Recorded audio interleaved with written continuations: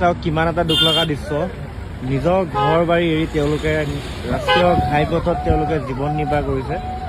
কিমান এটা দুখৰ বিষয়। আৰু ইয়াত চাওক কিমান সৰু সৰু কণমানি শিশু আছে যিবোৰে একো খোৱা বস্তু পোৱা নাই। বৰ্তমান কি হ'ল মানে গাইজ, আমাৰ তাত মেগী প্ৰায় 50 পেকেটমান আছিলে এটা চুঙাত, মানে এটা মোনাত আছিলে। আমি মেগী পেকেট দিলোঁ যে আপোনালোকে মেগী পেকেট গোটেইখিনিয়ে বাই কৰি খাব বুলি। কিন্তু এজন মানুহে কি কৰিলে, মেগীখিনি লৈ পেলাই পলাই দিলে। আৰু শুনিব পাৰিছোঁ তেওঁ বোলে এজন দোকানী আছিলে।